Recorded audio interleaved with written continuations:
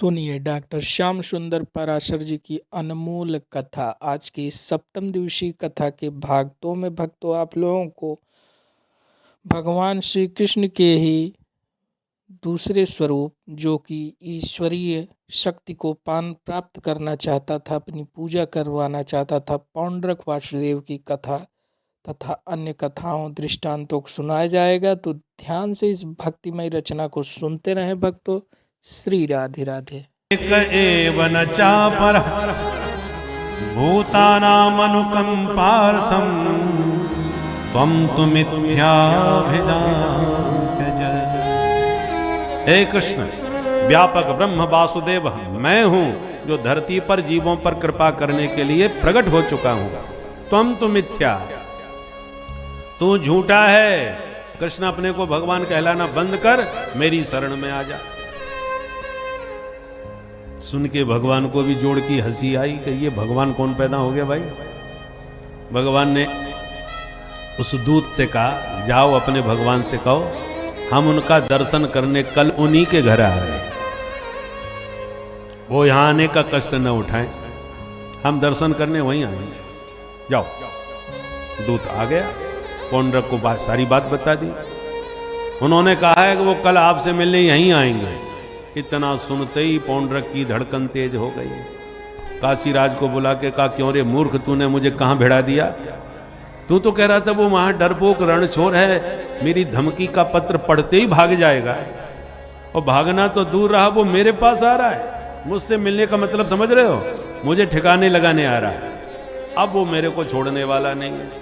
अरे क्या बढ़िया चढ़ावा आ रहा था, क्या बढ़िया नित्य माल छन रहे थे, अच्छा भला भगवान बन के पूज रहा था, कोई टेंशन नहीं था। तेरे कारण बिना मतलब के मैंने खतरा मोल ले लिया।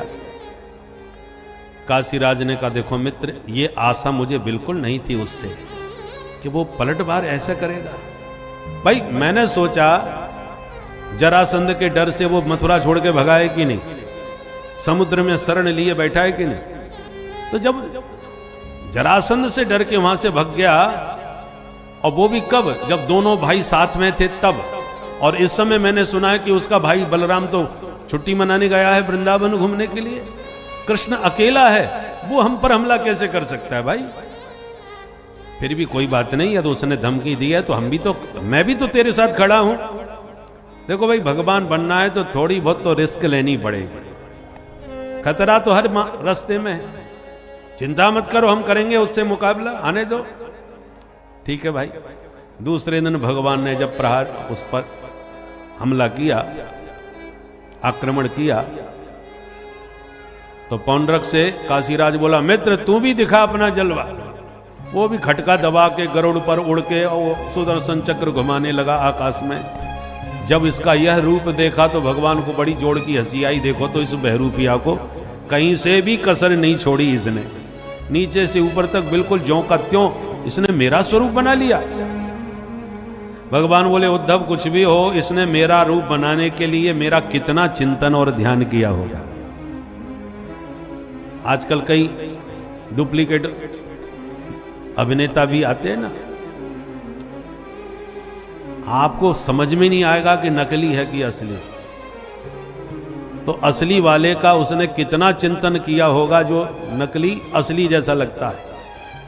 एक बार मैं इंटरव्यू सुन रहा था, बच्चन साहब बोल रहे थे, तो टीवी पर सुनते सुनते जब उन्होंने कहा कि मैं बचपन से ही अमिताभ बच्चन जी का बहुत फैन था, तब मैं चौंका, ये अपने मुंह से ये कैसे कह रहे हैं।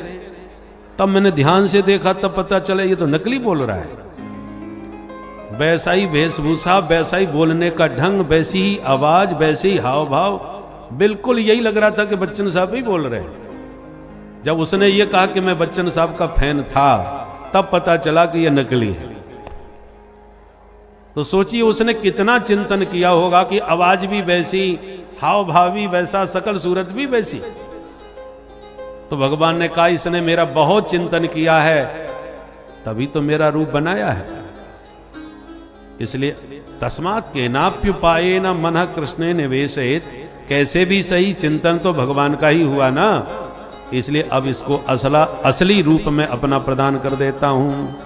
युद्ध हुआ, भगवान ने सुदर्शन चक्र से पौंड्रक का वध किया, सारूप्य मुक्ति उसे प्रदान करी। काशी राज का भी वध करके उसे काशी में फेंक दिया। बोल भक्तवत्सल भगवान की विनाशाय च दुष्कृता। तो 10वें स्कंद में 90 अध्याय है। पूर्वार्ध में 50 से पहले के जो अध्याय हैं उसमें परित्राणाय साधु नाम की कथा है, और 50 के बाद जो अध्याय है उसमें विनाशाय च दुष्कृताम की कथा है। पूर्वार्ध में भगवान की बंसी की महिमा गाई गई है, और उत्तरार्ध में भगवान के सुदर्शन चक्र का चमत्कार बताया गया है। पांचजन्य शंख फूंका है भगवान ने उत्तरार्ध के प्रसंगों में, चरित्रों में, कि केवल बंसी बजाने से ही समाज में काम नहीं चलता, सुदर्शन चक्र भी घुमाना पड़ता है, पांचजन्य शंख भी फूंकना पड़ता है। दोनों की अपने अपने समय में आवश्यकता है। वक्ता की वाणी की धारा भी समयानुसार होनी चाहिए।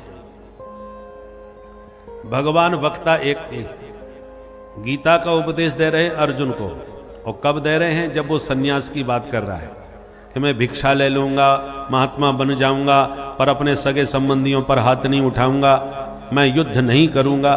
युद्ध से भाग करके बाबा जी बनने की बात कर रहे थे अर्जुन। तब भगवान ने भगवत गीता का उपदेश दे करके उसको कर्म में प्रवृत्त किया, युद्ध में सावधान किया, और उस उपदेश को सुन करके धनुष बाण उठा करके अर्जुन लड़ने के लिए तैयार हो गए। करिष्ये वचनम तव, गोविंद आप जो कहेंगे मैं आपकी आज्ञा का पालन करूंगा, और युद्ध किया। उस समय युद्ध की आवश्यकता थी, और भगवान ने उसी विधि से उपदेश भी अर्जुन को दिया। पर जब यदुवंश संहार होने को आया, तब भगवान उपदेश उद्धव को दिए भागवत के 11 स्कंध में। और वो जो उपदेश दिए, उद्धव भी क्षत्रिय हैं, भगवान के मित्र हैं अर्जुन की तरह, पर उन उद्धव को उपदेश दे रहे हैं सन्यास का, कि तुम जाओ दुनियादारी छोड़ो और बद्रीनाथ में जाके मेरे ही रूप जो नर नारायण ऋषि हैं उनके साथ बैठ के खूब भजन करो, सत्संग करो। क्षत्रिय तो उद्धव भी हैं, क्षत्रिय अर्जुन भी हैं, और वक्ता दोनों में एक ही है भगवान कृष्ण। पर एक सन्यास की बात करता है तो उसे डांट करके युद्ध की आज्ञा देते हैं, उसे युद्ध करने को प्रवृत्त करते हैं। और दूसरे को, जो उद्धव जी जाना नहीं चाहते भगवान को छोड़ करके, उस उद्धव को भगवान ने ज्ञान का उपदेश दे करके मुक्ति स्कंध में मुक्ति का मार्ग बताया, और बद्रीनाथ विदा किया कि तुम जाओ, ये धरती अब तुम जैसे महापुरुषों के रहने योग्य नहीं रह गई, तुम बद्रीनाथ में जाके भजन करना। तो समय की धारा के अनुसार गोविंद की वाणी का वक्तव्य है। एक को सन्यास का उपदेश दे रहे हैं, एक को युद्ध का उपदेश दे रहे हैं। जब जैसी परिस्थिति हो, वक्ता की वाणी की धारा भी वैसी ही होनी चाहिए। बोलो जय सिया राम। जय सिया राम। तो भगवान ने इस प्रकार से जितने दुष्ट थे चुन चुन के सबको समाप्त किया। एक दिन नारद जी ने पांडवों का पत्र प्रभु को दिया और कहा, प्रभु पांडव राजसूय यज्ञ करना चाहते हैं, आपका आमंत्रण है। तो भगवान गए पांडवों के राजसूय यज्ञ में। इंद्रप्रस्थ माने दिल्ली, जो पांडवों की राजधानी थी। द्वारका से दिल्ली आए। पांडवों ने कहा, सरकार सभी राजा महाराजाओं ने हमें राजसूय यज्ञ का अनुमति प्रदान कर दी, क्योंकि राजसूय यज्ञ वही कर सकता है जिसने सभी राजाओं की अनुमति प्राप्त की हो। हर कोई राजसूय यज्ञ नहीं कर सकता। राजसूय यज्ञ केवल राजाओं के द्वारा होता था, वो भी समस्त भूमंडल के राजाओं की स्वीकृति के बाद होता था। तो पांडवों ने कहा, हमें सबकी स्वीकृति मिल गई, पर जरासंध हमको स्वीकृति नहीं दे रहा।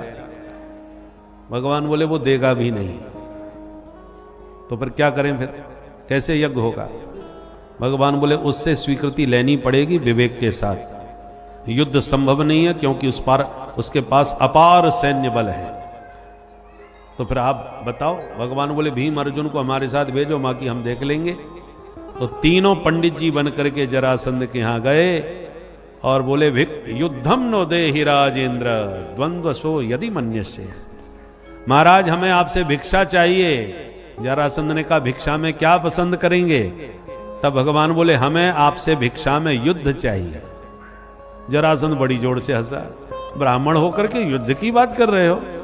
अरे ब्राह्मण हो तो मालपुआ खाओ, खीर सटकाओ और पेट पर हाथ घुमाओ, दक्षिणा लेके जाओ। ये लड़ने भिड़ना कहां से सीख लिया आप लोगों ने? भगवान बोले राजन नानन्न कांक्षिणा, हमको भोजन भट्ट ब्राह्मण मत समझना, हम केवल खाना ही खाना नहीं जानते।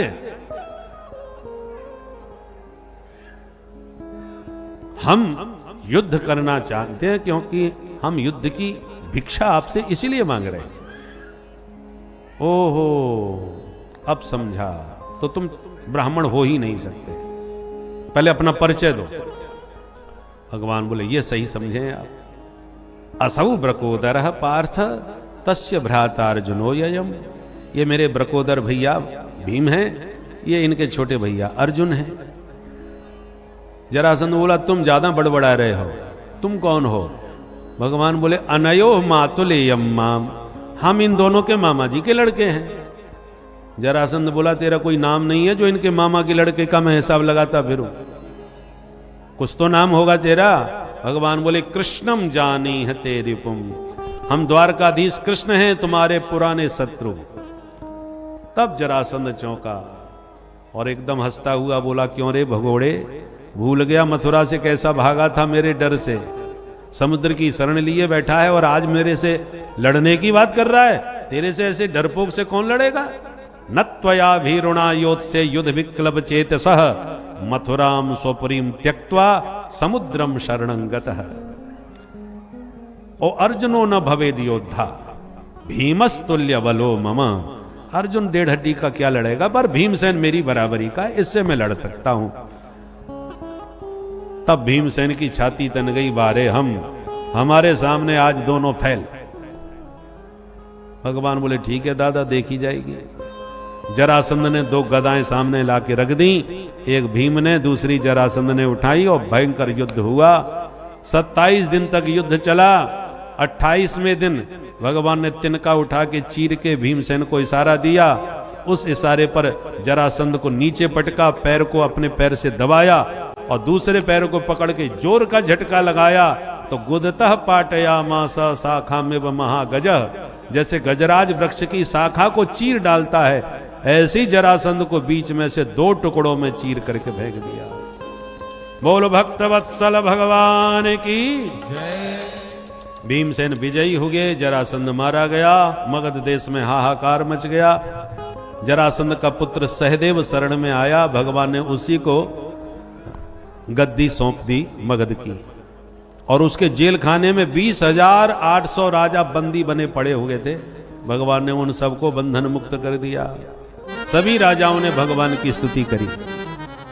कृष्णाय वासुदेवाय हरे परमात्मने प्रणतक्लेशनाशाय गोविंदाय नमो नमः, गोविंदाय नमो नमः। हे कृष्ण, हे वासुदेव, हे हरि, हे प्रणत जनों का क्लेश हरने वाले प्रभु, आपके चरणों में बारंबार प्रणाम। ये भागवत का सबसे प्रिय मंत्र माना जाता है। हमारे पूज्य देवरहा बाबा सरकार जो मचान पर रहते थे, वो हमेशा यही बोलते थे, कृष्णाय वासुदेवाय हरये परमात्मने। ये सबको याद होना चाहिए और प्रभु से इसी के द्वारा प्रणाम करके प्रार्थना करना चाहिए। प्रणत जनों का क्लेश हरने वाली, जब भी संकट आवे इसी के द्वारा प्रभु को प्रणाम करके प्रार्थना करनी चाहिए। और प्राय लोग प्रणतः क्लेशनाशाय बोलते हैं, प्रणतः में विसर्ग लगा देते हैं, ये विसर्ग नहीं है। प्रणतः क्लेशनाशाय, बिना विसर्ग के, क्योंकि आधा अक्षर जब आगे हो तो संस्कृत में पहले अक्षर पर बल लगाया जाता है, तो चूंकि आदि क्लेश शब्द है इसलिए प्रणतः क्लेशनाशाय बोला जाता है। प्रणतः क्लेश विसर्ग नहीं। तो इस प्रकार से मंत्रों का जितना हो सके शुद्ध उच्चारण करने का प्रयास करना चाहिए। बाकी अशुद्ध गलती से हो भी जाए तो कोई बहुत बड़ा अनर्थकारी नहीं होता, क्योंकि मूर्खो बदति विज्ञाय, मूर्खो बदति विष्णाय, विज्ञो बदति विष्णवे। आप जो अनपढ़ था, व्याकरण संस्कृत कुछ नहीं पढ़ा था, उसने एक सज्जन को रामाय नमः करते ब्राह्मण को सुन लिया, तो दूसरा मंदिर जो था वो विष्णु भगवान का था। तो उसने जब वहां सुना कि वो राम जी को रामाय नमः कह रहे थे, तो उसने विष्णु मंदिर में जाके विष्णु जी को विष्णाय नमः बोलना चालू कर दिया। अब उसको नहीं मालूम कि राम शब्द अकारांत है, विष्णु शब्द उकारांत है। तो नमः जब किसी देवता को नमस्कार किया जाता है तो उसमें चतुर्थी विभक्ति का प्रयोग होता है। तो राम शब्द की चतुर्थी की विभक्ति के एक वचन में रामाय बनता है, इसलिए रामाय नमः तो ठीक है, पर उकारांत विष्णु शब्द है, तो उकारांत में चतुर्थी के एक वचन में विष्णवे बनेगा, विष्णाय थोड़ी बनेगा। तो विष्णवे नमः शुद्ध है, पर उसने तो रामाय नमः की तरह विष्णाय नमः बोल दिया। तो ठाकुर जी उसके नमस्कार को देखेंगे, उसकी गलती नहीं पकड़ेंगे कि इसने अशुद्ध बोला है। अरे माता पिता अपने बच्चों की तोतली वाणी से जितने प्रसन्न होते हैं, उसकी भले ही वो बड़े होकर के बहुत लच्छेदार साहित्यिक भाषा बोले, उसमें आनंद नहीं आता जितना बच्चों की तोतली वाणी सुनने में माता पिता को आनंद आता है। जो बालक कहे तोतरी बाता, सुनहे मुदित मन पितु और माता। तो हम लोग जब भगवान से कहते हैं त्वमेव माता पिता त्वमेव, तो हमारे मैया बाप हैं। हम यदि अशुद्ध कुछ बोल देंगे तो हमारी अशुद्धि पकड़ने के लिए भगवान थोड़ी बैठे हैं। भगवान तो हमारे भाव को देख रहे हैं कि हमको नमस्कार कर रहा है। अब किस शब्द में कोई त्रुटि हो गई तो भगवान सर्वज्ञ हैं, हम उनके अल्पज्ञ पुत्र हैं। कुछ अशुद्ध बोल दिया तो कुछ अमंगल होने वाला नहीं है। अमंगल तब होता है जब आप किसी के अमंगल के संकल्प से आप कोई मंत्र पढ़ें, किसी के अनिष्ट, किसी के लिए मारण मंत्र का प्रयोग करें, आप उसको मारना चाहते हैं, वो अशुद्ध हो गया तो आपको ले मरेगा, क्योंकि आपके मन में अनिष्ट की भावना है तो आपका अनिष्ट हो सकता है। पर आप यदि ठाकुर जी को रिझाने के लिए बोल रहे हैं, कदाचित उसमें कोई त्रुटि हो जाए तो कोई डरने वाली बात नहीं। पर इसका मतलब ये नहीं है जो मन में आवे सो पढ़ो। प्रयास यही करना चाहिए कि मंत्राधिक शुद्ध उच्चारण हो गए। बोलो जय सिया राम। जय सिया राम। तो जरासंध के जेल खाने से सभी राजाओं को मुक्त करके भगवान पुनः पांडवों के राजसूय यज्ञ में आए। अब यज्ञ बड़े धूमधाम से प्रारंभ हुआ। पहला प्रश्न खड़ा हुआ कि इस विशाल यज्ञ में प्रथम पूजन किसका किया जाना चाहिए। तो सहदेव खड़े होकर के बोले, मेरी दृष्टि में तो भगवान द्वारकाधीश से बढ़िया कोई दूसरा पात्र नहीं हो सकता। पितामह भीष्म ने तत्काल खड़े होकर अनुमोदन किया। बिल्कुल ठीक कहा है सहदेव, मैं भी तुम्हारे इस सुझाव से सहमत हूं, अनुमोदन करता हूं। तो सारी सभा ने, जब भीष्म बाबा ने मोहर मार दी तो सबने करतल ध्वनि से प्रस्ताव पारित कर दिया। किंतु जैसे ही प्रभु का प्रथम पूजन प्रारंभ किया पांडवों ने, तो उसी सभा में बैठा था शिशुपाल, उसके पूरे शरीर में आग लग गई कि ये वही श्रीमान जी हैं कि बारात लेके हम गए दूल्हा बन के और दुल्हन लेके ये भाग गए। आज मेरा मौका है, मैं इसको छोड़ूंगा नहीं। दिल मिला के खड़ा हुआ और जो गालियां दी, ईशो दुरत्यय काल इति सत्यवती श्रुति वृद्धानामपि यद बुद्धिर बाल वाक्यर विविद्यते। सहदेव अभी बच्चा है और भीष्म बुढ़े हो गए, इन दोनों की बुद्धि बराबर है। आप लोगों ने बिना सोचे समझे ये निर्णय कैसे ले लिया। जैसी अपशब्दों का प्रयोग भगवान के लिए किया, पांडवों ने तलवार खींच ली। हम अपने प्रभु का अपमान कभी सहन नहीं करेंगे। तो शिशुपाल के समर्थन में भी अनेकों राजाओं ने तलवार खींच ली।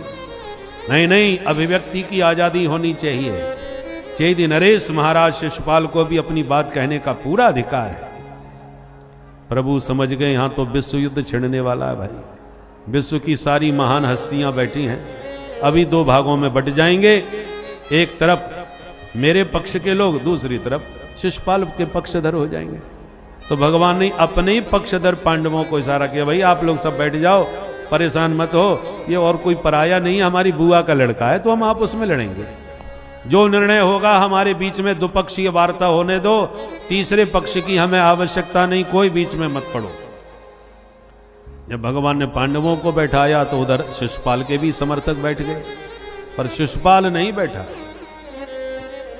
गाली देता गया, भगवान गिनते गए और जहां 100 गाली पूरी हुई, भगवान बोले सावधान शिशुपाल, मैंने तुम्हारी मां जो मेरी बुआ लगती है उसे वचन दिया था तेरे 100 अपराध क्षमा करूंगा, वो मैंने वचन निभाया, अब तुम आगे मत बोलना भाई। और जैसी इसने 101 गाली दी तो सिरक्षुरांत चक्रेण जहारा पतितम रिपो, एक झटके में सुदर्शन चक्र से उसका सिरोच्छेद कर दिया, उसके शरीर से एक दिव्य प्रकाश प्रकट होके भगवान में समा गया। बोल द्वारिकाधीश की जय। भगवान ने विश्व बिरादरी को सावधान करके संदेश दिया कि हम भारतवासी स्वभाव से ही सहनशील हैं। 100 गाली हम सुन रहे हैं शांति के साथ, तो इसका मतलब कायर नहीं है, हम डरपोक नहीं है, हम युद्ध नहीं चाहते, हम अशांति नहीं चाहते, इसलिए सज्जनता का हम परिचय दे रहे हैं, शांति स्थापना करना चाहते हैं, इसलिए नहीं बोल रहे। पर जो हमारी सज्जनता को, हमारी शांति प्रियता को कायरता समझने लगते हैं, उनके लिए हमारे ऋषियों ने एक दूसरा मंत्र भी हमको सिखाया है, सठे साठ्यम समाचरेत। जो जिस भाषा में समझता हो उसको उसी भाषा में समझाना चाहिए, हैं? हम कितने भी शक्तिशाली हों पर सदैव शांति की ही बात करेंगे तो लोग हमें कायर समझने लगेंगे। अरे क्षमा सोहती उस भुजंग को जिसके कंठ गरल हो, उसका क्या जो दंतहीन विषहीन विनीत सरल हो। विषैले दांत होने पर भी सांप किसी को न काटे तब कहा जाएगा कि यह सहनशील है, परंतु जिसके दांत ही तोड़ दिए जाएं और फिर वो सांप कहे कि हमको ये मार काट अच्छा नहीं लगता, हमने आजकल शांति का पाठ सीख लिया है, हम किसी को काटते नहीं है। काटोगे कहां से? अब दांत ही तुम्हारे तोड़ दिए गए जहर के, तो अब तो तुम किसी काम के नहीं, अब तो बच्चों के खिलौने बन गए, जो देखो ते गले में लटका के घूम रहा है। बोलो जय सिया राम। जय सिया राम। तो वो सज्जनता सज्जनता नहीं, वो विवस्ता कहलाती है, वो परवस्ता है। क्या करें? सज्जनता तो तब है जब विष के दांत होते हुए भी सर्प न काटे, और दांत तोड़ देने के बाद में फिर वो सज्जनता का परिचय दे कि हमने काटना छोड़ दिया। अरे जब काटने में आप सामर्थ्य थे तब न काटते, तब बात मत नहीं। कहने का तात्पर्य है कि भगवान ने समाज को शिक्षा दी कि हर समय शांति की भाषा शोभा नहीं देती, वो कायरता सिद्ध होती है। 100 गाली सुन करके भगवान ने सज्जनता का भरपूर परिचय विश्व को दिया, और 101 गाली पर जब उसकी गर्दन उड़ा दी तो एक शब्द भी किसी शत्रु के मुख से नहीं निकला। जितने भी उसके समर्थन में तलवार खींच रहे थे वे सारे राजा शांत बैठे रह गए। आप उसमें बोले गड़बड़ करेंगे तो यही हालत अपनी भी हो जाएगी, भैया बोलो मत, इस समय शांत रहो, बाद में देख लेंगे। किसी के मुंह से एक शब्द नहीं निकला। तो समय पर शक्ति का प्रदर्शन करना भी बहुत आवश्यक होता है। अपनी शक्ति ऐसा प्रस्तुत कर दो, प्रकट कर दो कि कोई शत्रु आप पर हमला करने की हिम्मत ही न कर सके, युद्ध करने की सोच भी न सके। पर जब शक्ति ही तुम प्रकट नहीं करोगे कभी, तो शक्तिशाली बने बैठे रहो, सब लोग आपको कायर ही समझते रहेंगे। दसियों वर्षों से हम शांति के कबूतर उड़ाते रहे और पड़ोसी हमारे पास आतंकवादी भेजते रहे, बहुत शांति के गीत गाए।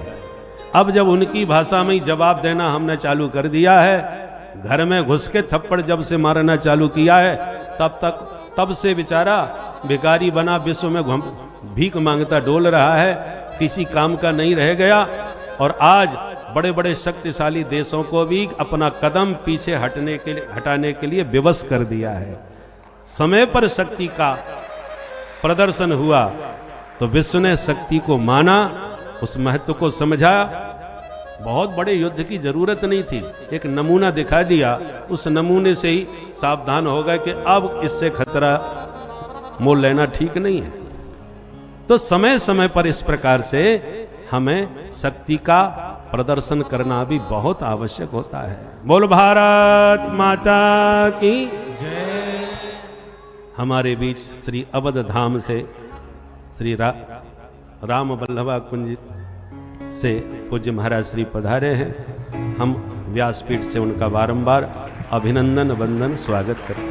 सीताराम सीताराम सीताराम गाय जय सीताराम सीताराम सीताराम गाय जय। तू सीताराम सीताराम सीताराम गाय जय सीताराम सीताराम सीताराम गाय जय।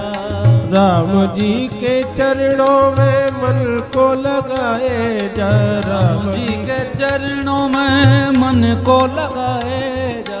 राम जी के चरणों में मन को लगाए जा। राम जी के चरणों में मन को लगाए जा। तू राम जी के चरणों में मन को लगाए जा। राम जी के चरणों में मन को लगाए जा। हो राम जी के चरणों में मन को लगाए जा। राम जी के चरणों में मन को लगाए जा। हो सीताराम सीताराम सीताराम गाय जय सीताराम सीताराम सीताराम गाए जा। हाँ सीताराम सीताराम सीताराम गाय जय सीताराम सीताराम सीताराम गाय जय सीताराम गाय जय सीताराम गाय बोल भक्त वत्सल भगवान की जय श्री द्वारिकाधीश की जय। तो मैं निवेदन कर रहा था कि द्वारकाधीश की प्रथम पूजा विधि विधान से हुई, सारे शत्रु शांत और शिथिल हो गए। सुखदेव जी कहते हैं राजन, इसी यज्ञ में दुर्योधन को पांडवों की सभा में प्रवेश करते समय जल में थल थल में जल दिखा और उसका सभी सभासदों ने खूब हंस करके उपहास किया और वही हंसी महाभारत का बीज भी बन गई। हरि अनंत हरि कथा अनंता, भगवान के अनंत चरित्र हैं, कहां तक कहें। अब परीक्षित तुम ही बताओ तुम क्या सुनना चाहते हो। तब परीक्षित ने कहा महाराज भगवान का एक नाम है दीन बंधु। तो भगवान ने कभी किसी दीन को बंधु बनाया भी था कि नहीं, कृपा करके ऐसा कोई चरित्र सुनाए। तब सुखदेव जी को सुदामा जी की याद आई और सबसे पहले सुदामा जी का परिचय दिया। कृष्णस्यासीत् सखा कश्चित् ब्राह्मणो ब्रह्मवित्तमः विरक्त इंद्रियार्थेषु प्रशांतात्मा जितेन्द्रियः। भगवान द्वारकानाथ श्री कृष्ण के परम प्रिय मित्र सुदामा। सुदामा माने जिसके पास सुंदर दाम हो। हमारे पास जो दाम है वो सुंदर नहीं है। सुंदर दाम कौन सा होता है? जो महात्माओं के पास होता है। जिस दाम को पा करके भक्तिमती मीरा मस्ती में गा उठी, क्या पायो जी माने राम रतन धन पायो। पायो जी माने राम रतन धन पायो।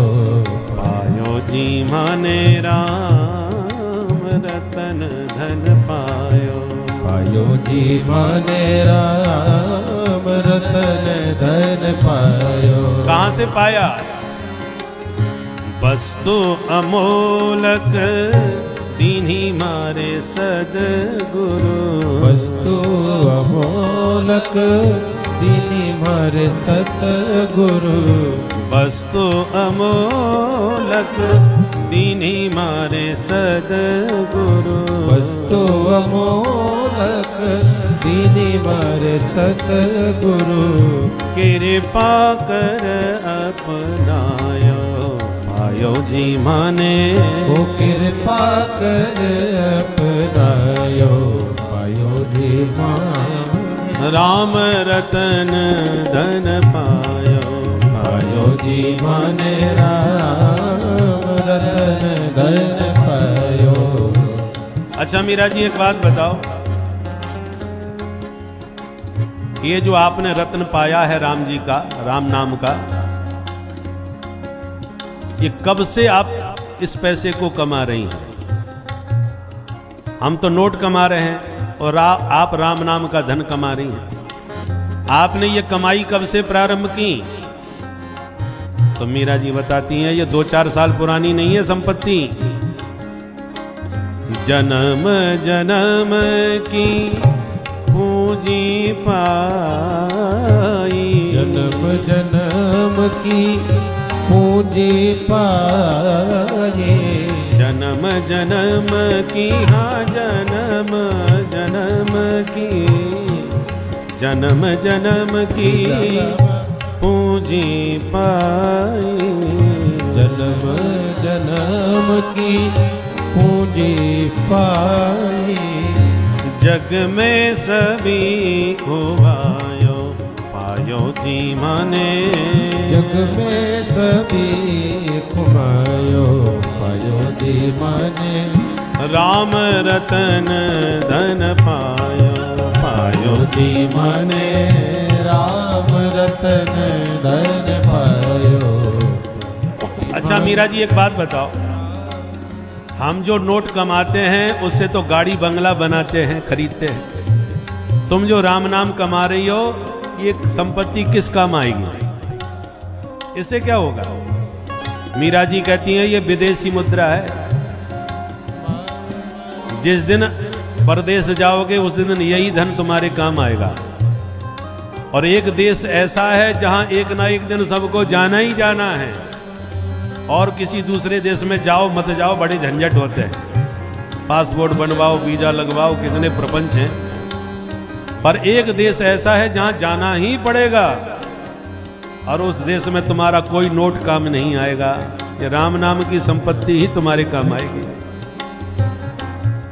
इसलिए परंतु विदेशी मुद्रा की कीमत और महत्व सर्वसाधारण लोग नहीं समझते, और जो समझते हैं वो उसको महत्व देते हैं।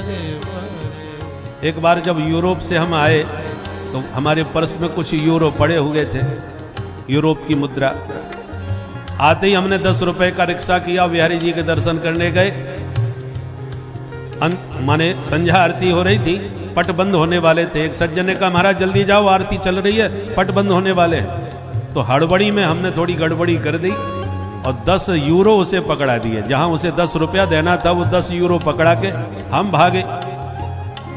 उसने उजिले में थोड़ा देखा नोट, उसको लगा ये नकली नोट पकड़ा के भाग गए। वो भागता हुआ मंदिर में आ गया पीछे पीछे, और हाथ पकड़ के बोला महाराज गरीब आदमी हूं, आप मुझे नकली पकड़ा गए नोट। नकली नोट कौन सा? बोले देखो महाराज ये रुपया तो नहीं है। तब हमने कहा अरे हाँ हाँ बिल्कुल सही कहा भैया, वापस कर। हमने यूरो वापस लेके उसे 10 का नोट दिया। मन में सोचा 90 रुपए का 1 यूरो था, हम उसको 10 यूरो पकड़ा के आए थे। यदि उसे कीमत का पता चलता तो भाग जाता, हमारे भाग के हमारे पीछे नहीं आता, हम भाग के उसका पीछा करते कि भैया कहाँ चला गया। पर उसने नकली नोट समझ करके उसको वापस लौटा दिया, और 10 असली वाला 10 नोट लेकर के खुश हो गया, क्योंकि वो उसी को पहचानता है। उसी प्रकार राम नाम की क्या कीमत है हम संसारी लोग नहीं समझते, और जिन संतों को समझ में आ जाती है कीमत, वो 1000 काम छोड़ करके केवल वही राम नाम जपते रहते हैं, क्योंकि विदेश यात्रा पर हमें जाना है और यही संपत्ति हमारे काम आना है, यही मुद्रा वहां चलेगी। इसलिए सतम विहाय भोक्तव्यम सहस्त्रम स्नानमाचरेत, लक्षम विहाय दातव्यम कोटिम त्यक्त्वा हरिम भज। करोड़ों काम छोड़ करके हरि का भजन करने लग जाते हैं कौन? जिनको राम नाम के सिक्का की कीमत समझ में आ जाती है वो। पर हम लोग कीमत नहीं समझते। खर्चे न कोई चोर न लेवे, खर्चे न कोई चोर न लेवे। खर्चे न कोई चोर न लेवे, खर्चे न कोई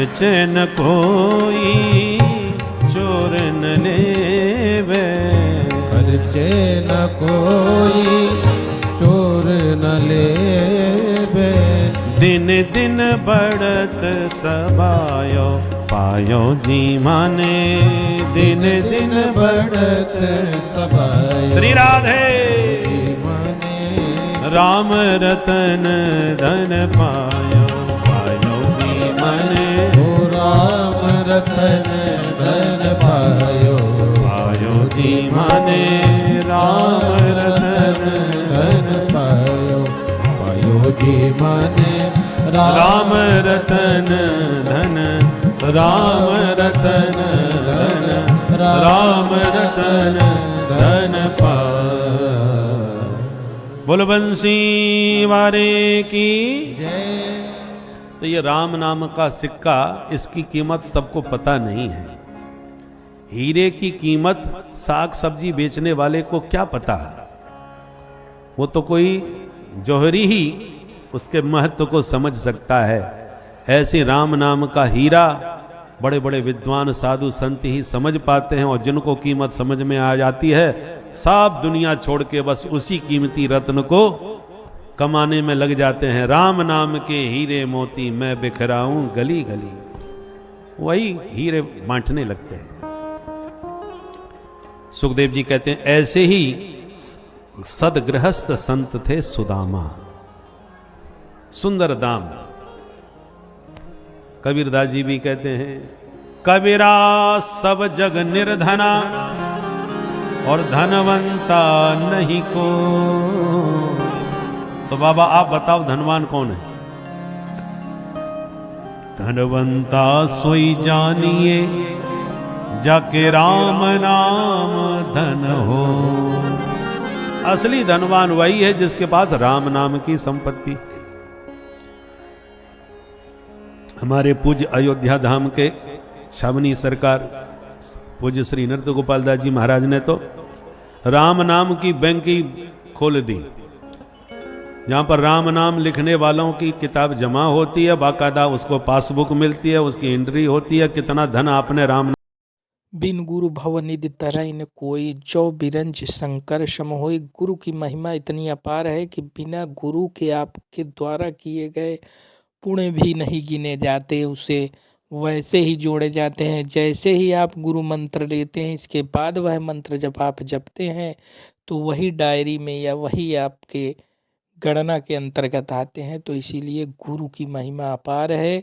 गुरु आप अवश्य कीजिए, बिना गुरु जी के आपको पूर्णतया ज्ञान प्राप्त नहीं होता। कोई भी गुरु हो, गुरु की जात नहीं होती। अगर गुरु के द्वारा आप को जो मंत्र मिला है, मंत्र जाप मम दृढ़ विश्वासा पंचम भगत सुवेद प्रकाशा, उसी मंत्र का आप दृढ़ता पूर्वक जाप करते रहिए। यही भक्ति है, यही आपको ईश्वर से मिलाने का परम साधन बनेगा। भक्तों श्री राधे राधे। सखा साक्षात् श्रियपति ब्रह्मण्यश्च शरण्यश्च भगवान सात्वत सभा। द्वारकानाथ श्री कृष्ण ब्रह्मण्य हैं माने ब्राह्मण भक्त हैं, शरण्य हैं माने शरणागत वत्सल हैं, और सब प्रकार से दीनों के बंधु हैं। इसलिए वो ही हमारे सच्चे सखा हैं। सखा का मतलब सह खेलती खादती स सखा, जो एक साथ खेलें, एक साथ खावें, एक साथ ही जिनकी ख्याति हो, उसका नाम सखा। बोल भक्त वत्सल भगवान की जय। ऐसे सखा द्वारकानाथ श्री कृष्ण है। अब जरा सोचिए एक मिनट को, भगवान जिनके मित्र हों और उन्होंने कभी अपनी पत्नी को भी कभी नहीं बताया कि वो मेरे मित्र हैं, तो सुदामा जी का स्वभाव कैसा रहा होगा? बोलो भक्त वत्सल भगवान की। हमारे बीच में माननीय श्री राजा भैया जी के ज्येष्ठ पुत्र श्रीमान शिवराज प्रताप सिंह जी आए हैं। हम उनका अभिनंदन स्वागत करते हैं। बोल भक्त वत्सल भगवान की जय। तो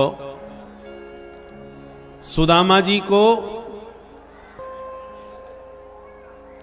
कभी भी किसी से भी चर्चा करने की ये आवश्यकता नहीं पड़ी कि द्वारकानाथ कृष्ण मेरे मित्र हैं, ये बताऊं, क्योंकि आत्मनिष्ठ हैं, अपने आप में सदा मस्त रहने वाले हैं।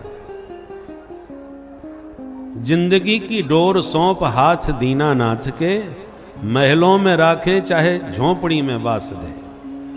सुदामा जी की स्थिति ऐसी है, वो जाय भी दी राखे राम ताय भी दी रही है, भगवत भजन में सदा मस्त।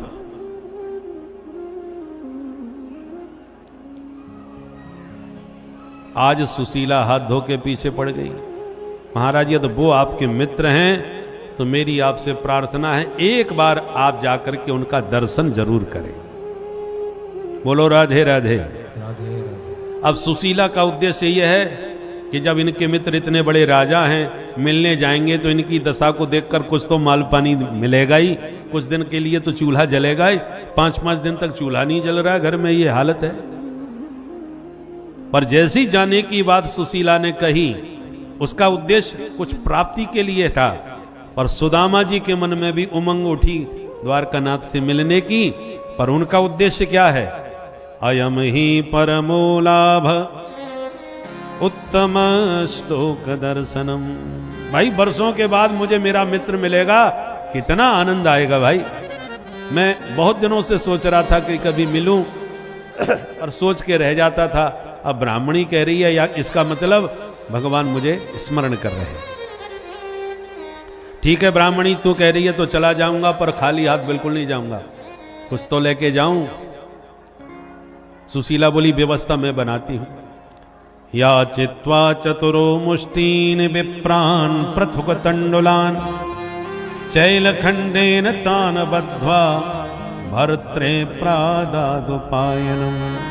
4 घरों से एक एक मुट्ठी चावल मांग करके सुशीला ले आई, और पटी पुरानी धोती को जैसे तैसे सिल करके उसके टुकड़े जोड़ करके 4 मुट्ठी चावल की पोटली अपने स्वामी जी को सौंप दी।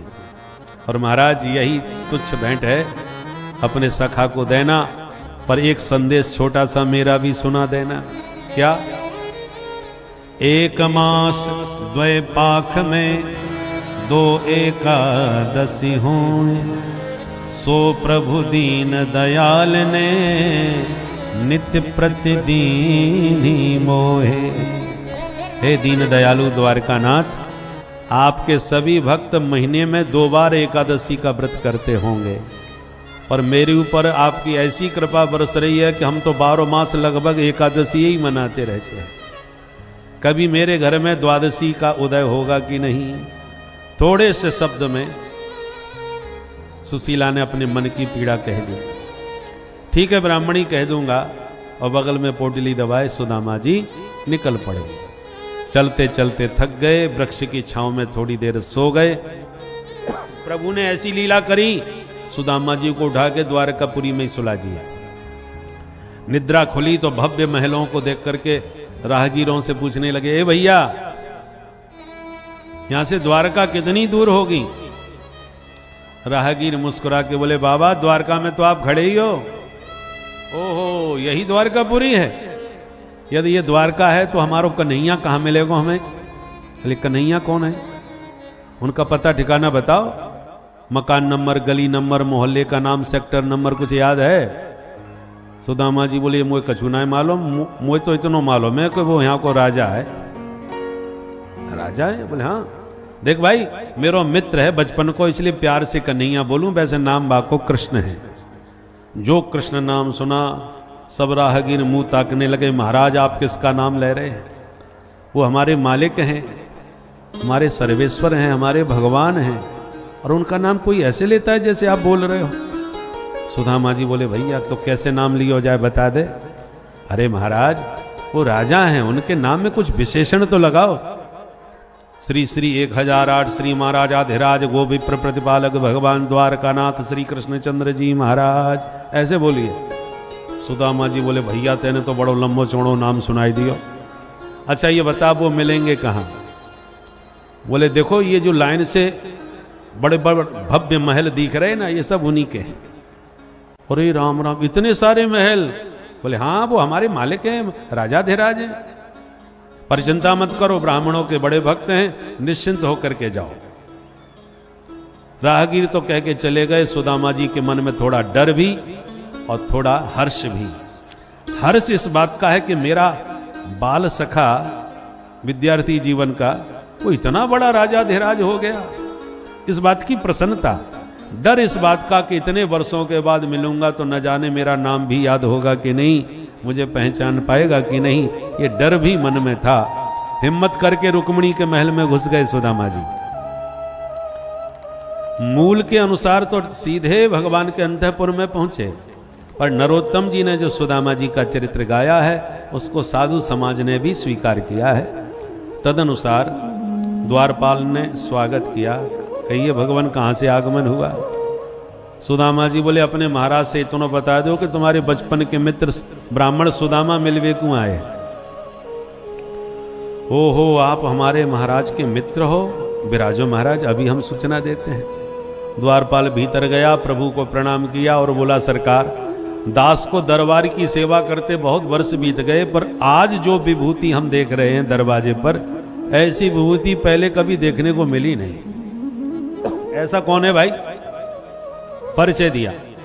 शीस पगा न झगा तन में, प्रभु जाने को आए बसे के ही ग्रामा। धोती फटी सिलटी दुपटी, और पाए उपान की नहीं श्यामा। द्वार खड़ो तुझ दुर्बल देख, रहो चकसो वसुधा अभिरामा।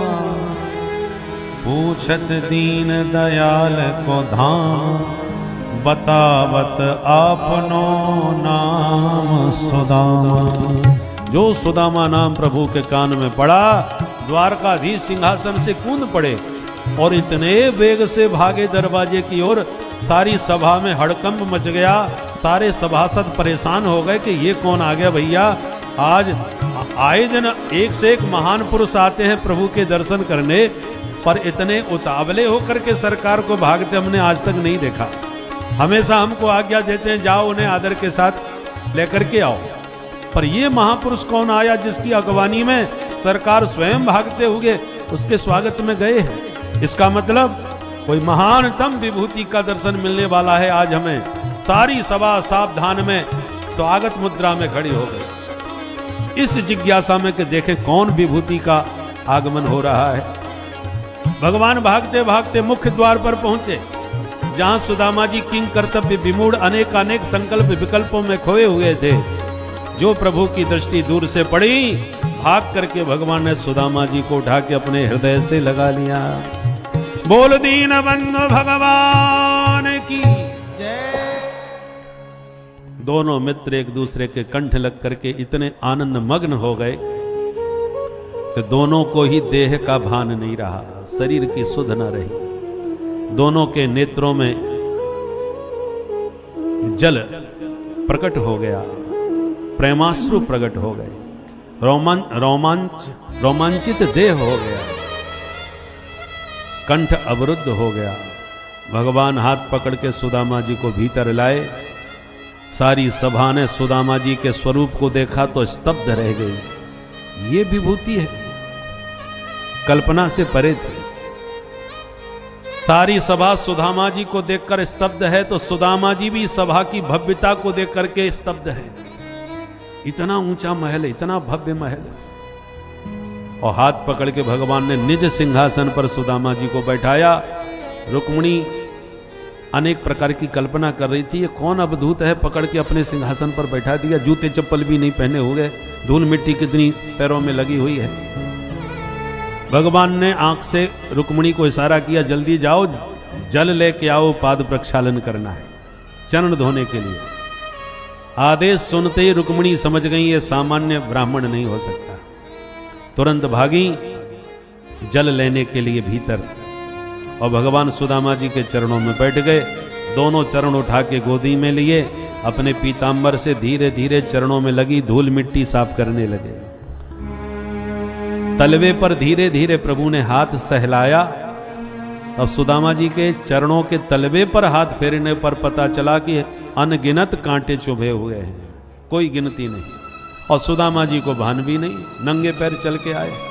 पाए उपान की नहीं श्याम, उपान माने पादुका, जूता चप्पल, पैरों में थे ही नहीं। भगवान एक एक करके कांटा निकालने लगे। कांटा निकल तो जाता है पर साथ में रक्त भी निकल पड़ता है। ऐसे रक्त रंजित सुदामा जी के श्री चरणों की स्थिति देखकर द्वारकानाथ इतने द्रवित हो गए कि जब तक रुक्मिणी भवन के भीतर से जल लाती, तब तक गोविंद के युगल नयनों से गंगा यमुना की ऐसी धारा बही कि उसी जल धारा से भगवान ने सुदामा जी के दोनों चरण पूरी तरह धो डाले। बोल दीन बंधु भगवान की ऐसे बेहाल बिबाइन सो पग कंटक जाल लगे पुनि जोए।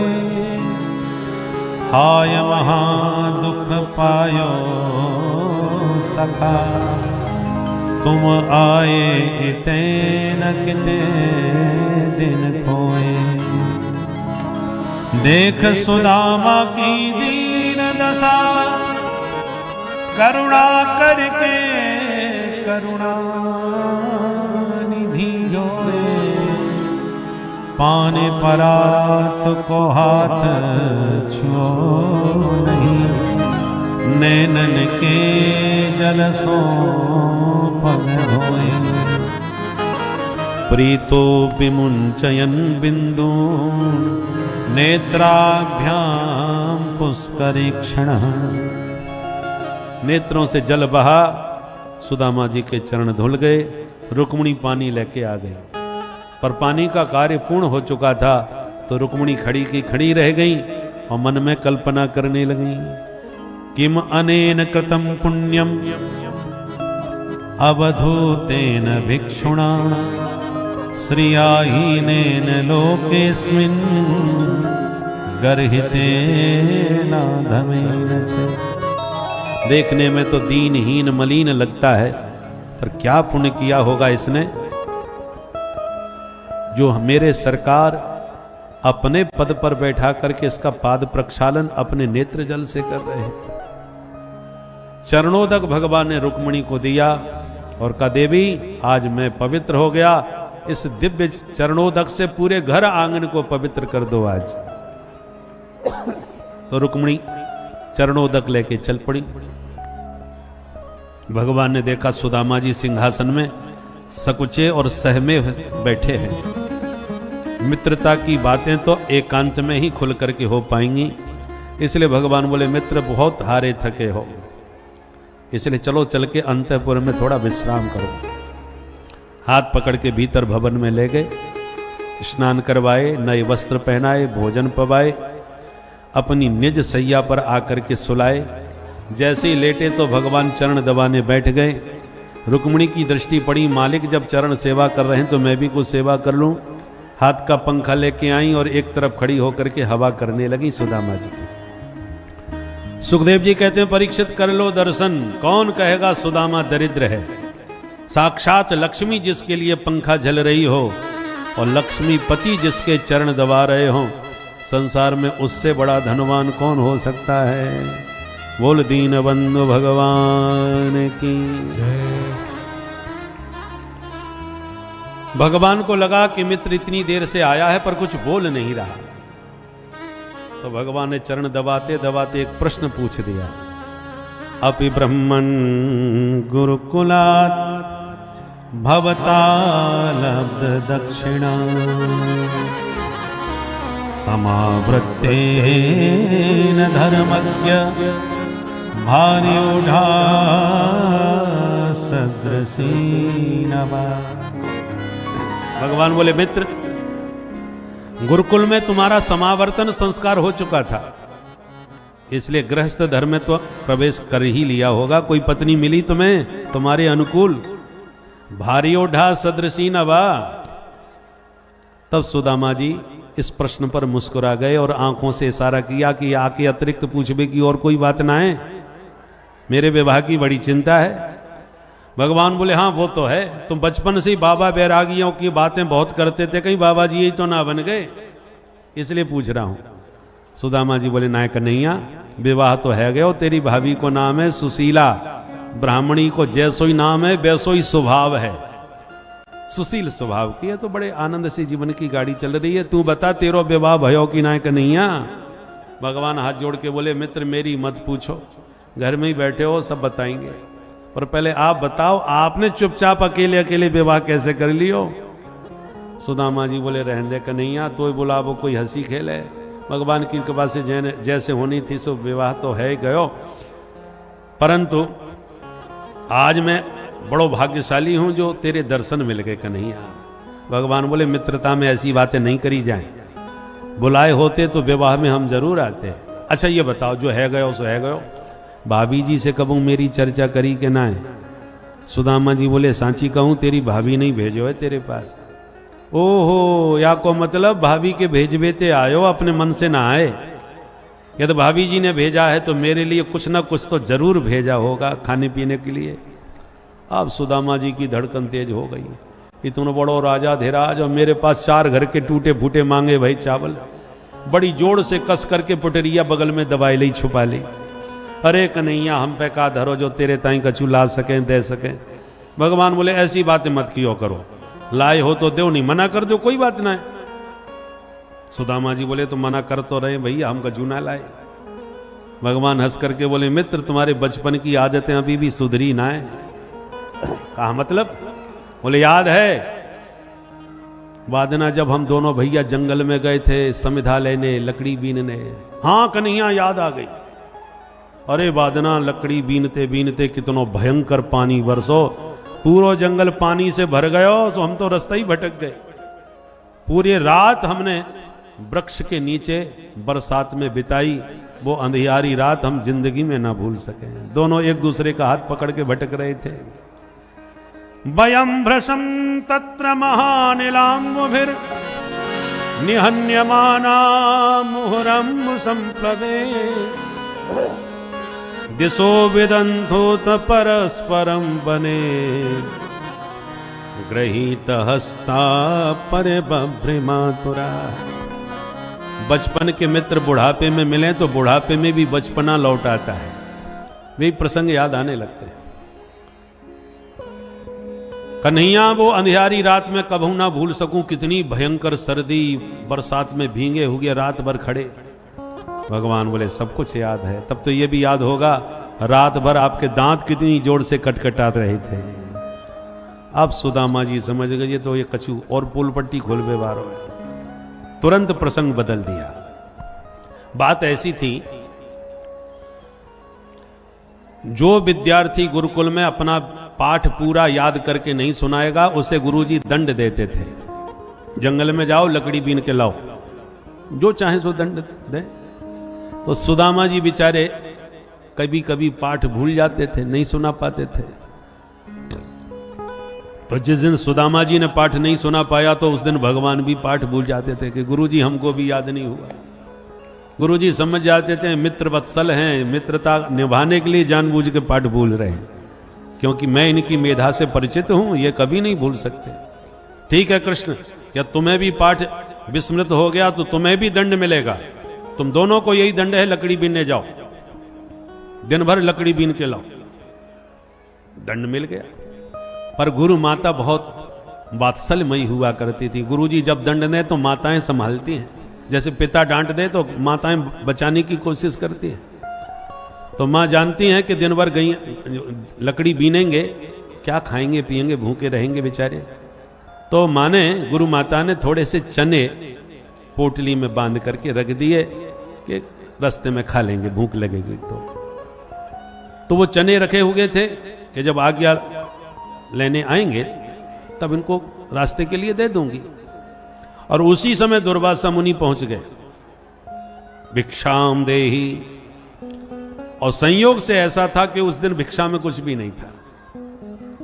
क्या भिक्षा दें? बोले महाराज रसोई तो संपन्न हो गई, अब तो भिक्षा में कुछ भी नहीं है।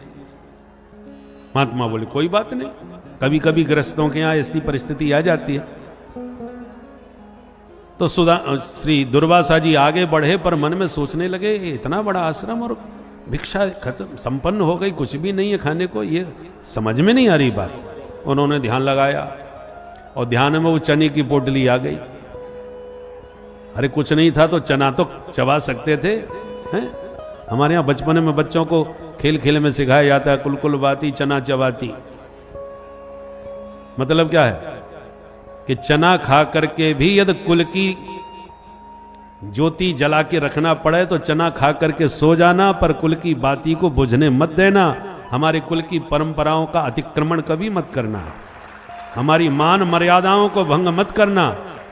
कुल की जो बाती माने दीपक में बाती होती है ना, वो बुझने मत देना, चाहे चना खा करके सोना पड़े।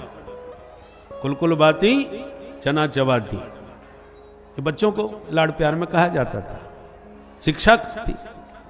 तो दुर्वासा जी ने देखा कि चना की जब पोटली बंदी है तो इन्होंने हमें क्यों नहीं दिए, और गुरु माता ने इसलिए नहीं दिया कि बच्चे दिन भर भूखे मरेंगे, मैंने तो उनका भाग निकाल के रखा है। दुर्वासा जी इस बात से नाराज हो गए।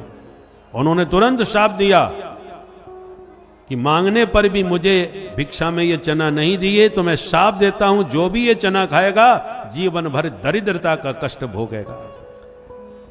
और जब ये शाप दे रहे थे उसी समय सुदामा जी आगे आगे मां से अनुमति लेने के लिए आ रहे थे।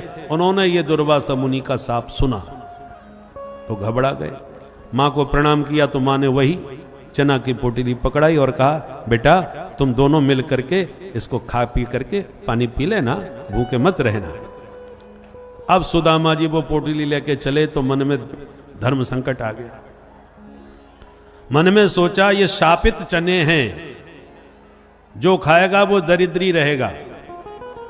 तो मैं ब्राह्मण हूं, मैं यदि दरिद्र रहूं तो कोई फर्क नहीं पड़ेगा, पर मेरा कृष्ण राजकुमार है, यदि वो कल राजा बनेगा और राजा यदि दरिद्र हो गया तो सारी प्रजा को दरिद्रता का दंश भोगना पड़ता है, सारी प्रजा दुखी रहती है। इसलिए इस चने का एक दाना भी मैं कृष्ण को खाने नहीं दूंगा, नहीं तो मेरा कृष्ण मित्र हमेशा के लिए दरिद्री यदि हुआ तो सारी प्रजा को उसका कष्ट भोगना पड़ेगा। और ब्राह्मण की शोभा धन से नहीं होती, ब्राह्मण की शोभा विद्या से होती है, तपस्या से होती है। ब्राह्मण से ही देहोयम क्षुद्र कामाय निश्चते कृच्छ्राय तपसे चेह प्रेत्यानंत सुखाय च। ब्राह्मण की विद्या और तपस्या से शोभा होती है, पहचान होती है। ब्राह्मण तो झोंपड़ियों में रह करके भी निर्वाह कर लेते थे, जीवन निर्वाह हो जाता था। इसलिए प्राय इतिहास में देखा जाए एक दरिद्र ब्राह्मण था, एक गरीब ब्राह्मण था, प्राय यही कहानी किस्सों में आता है। सुदामा जी भी बेचारे गरीब थे, तो इसलिए सुदामा जी ने एक दाना भी भगवान कृष्ण को नहीं खाने दिया। और जब भूख लगी और खा रहे थे, दांत में चना जब दबता है तो कड़कड़ाता है। कन्हैया पूछते क्या बात है मित्र जी, आवाज कैसी आ रही है, दांत कैसे बज रहे हैं? सुदामा जी कहते ना कन्हैया बड़ी तेज सर्दी लग रही है तो बत्ती सी बज रही है, इसलिए दांत कटकटा रहे, सर्दी में दांत कटकटाते। भगवान तो सर्वांतर्यामी सब समझते हैं, परंतु वही प्रसंग आज याद दिला रहे। मित्र याद है उस दिन सर्दी में तुम्हारे दांत कितनी जोर से कटकटा रहे थे? सुदामा जी समझ गए, अरे छोड़ कन्हैया इन बातन को, वो विद्यार्थी जीवन के आनंद ही कछु और हो। प्रसंग बदल दिया। पर प्रभु जानते हैं कि मेरे मित्र ने मेरा संकट अपने सिर पर लेकर के एक दाना भी मुझे खाने नहीं दिया, ताकि दरिद्रता की छाया मेरे ऊपर ना आने पावे।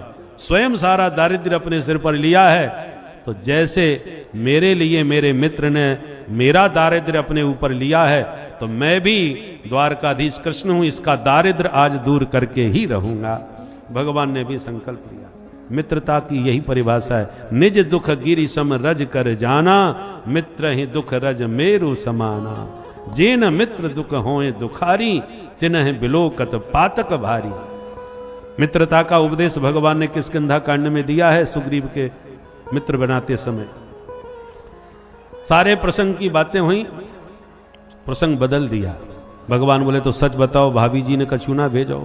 सुदामा जी बोले अब कितनी बार कहूं भैया, मना तो कर दी, कछुना भेजो।